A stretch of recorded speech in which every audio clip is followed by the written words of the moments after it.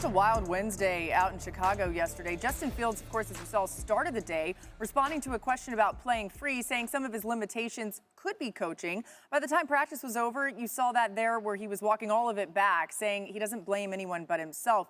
Also, defensive coordinator Alan Williams resigned yesterday. It was just an example of when it rains, it pours for the Bears happening on Wednesday. But Courtney Cronin covers the Bears for us. So glad to have you with us here, Courtney. And I'm curious today what the Bears are saying about Justin Fields. Laura, right off the bat this morning, Ryan Poles, the general manager of the Chicago Bears, came out and addressed everything that happened in a wild 24 hours here at Hallis Hall. Braxton Jones, the left tackle on this team, going to injured reserve. Alan Williams and his abrupt resigning as defensive coordinator of this team. And Justin Fields, as he unpacked his game against the Tampa Bay Buccaneers, calling his play robotic, and the fact that he felt like he was overthinking in games, some of which he attributed to coaching. Now, Poles offered support for his quarterback and doubled down that he understands where Fields is coming from. No one in our entire building, none of our coaches see Justin as a finger pointer at all. In my opinion, you got a young quarterback trying to figure it out. Now he gets talent around him and has to figure out and balance when to do those cool things athletically, when to lean on others. And that is sometimes a great place to live in. And that takes time on task for him to take that next step.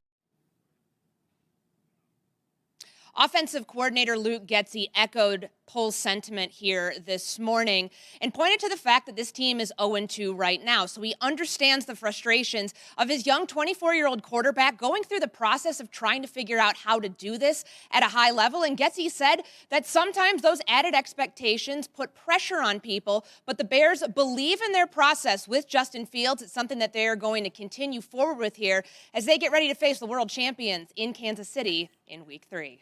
Yeah, Courtney, I mean, perfect timing for that. And by the way, thanks so much for the report. If you're wondering just how all that looked, everybody feeling good about everything, well, here's Justin Fields and Luke Getsy waving at the media in a nice embrace. It looked like they were leaving some room for Jesus there in the middle of that hug. But either way, I'm glad to see that, and I guess everything's all fine and well. We'll keep an eye on Chicago either way. Let's read and react to some stories around the NFL. And we're going to start right there in Chicago. RC, how can they fix things with Fields and the Bears?